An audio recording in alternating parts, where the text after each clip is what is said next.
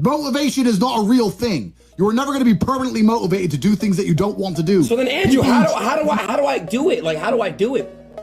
People who train every day don't want to train every day. They are not motivated to train every day. They are something else. Motivation is the wrong word. They are not motivated. They are disciplined. Andrew. Disciplined every fucking day. I don't feel like doing things that I still do. It's called being a man. It's not about feeling like doing it. If you only do things you feel like doing, you know what you end up doing? What? You end up sitting around with a belly, drinking soya fucking latte bullshit. That's what you end up doing if you only do what you feel like doing. You have to wake up and say, I don't feel like training, but I must train. You need to do what you're supposed to do, not what you feel like fucking doing. The men on the Titanic didn't feel like dying that day. It's your duty. Take all that trauma. If you're truly heartbroken, my friend, and we've all been there as men, if you're truly heartbroken, you can't sleep. That means you're gonna get in fantastic shape. You better hit the gym. You have nothing else to do. Stop watching YouTube. Stop emailing me. I want pictures of you in the gym. Get to fucking work. Heartbreak's a fantastic motivator, as is depression, as is sadness. Great.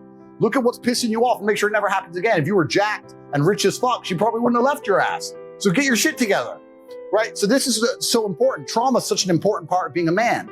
And the Matrix talks of trying to say that trauma is terrible and avoid trauma, or if you get trauma, take a pill, and that's unrealistic. Trauma is going to happen to you, and you as a man need to internalize it, accept it, and weaponize it to become the best version of yourself you can be. And that requires mental strength and stoicism.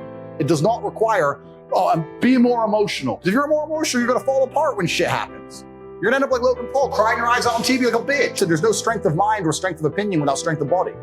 First thing you need to do is go train. Don't care what you think. Don't care what you think. Too small. First thing you need to do is go train. That's number one. If you think 2 + 2 is 4, and I think 2 + 2 is 5, and we're gonna argue this to the end, it's gonna be 5. So you better go do something. Newsflash, 2 + 2 is 5 now. That's the reality, but that's the reality of Earth, right? And I teach kids this reality. I teach men this reality. And by even doing basic things like teaching young men to go and be strong physically, which is, I'd like to think we live in a world where that's all seen as a good thing. There are people in the world who sit there and go, wait. Making them physically stronger is going to affect our ability to change the narrative in their minds in real time with our matrix programming.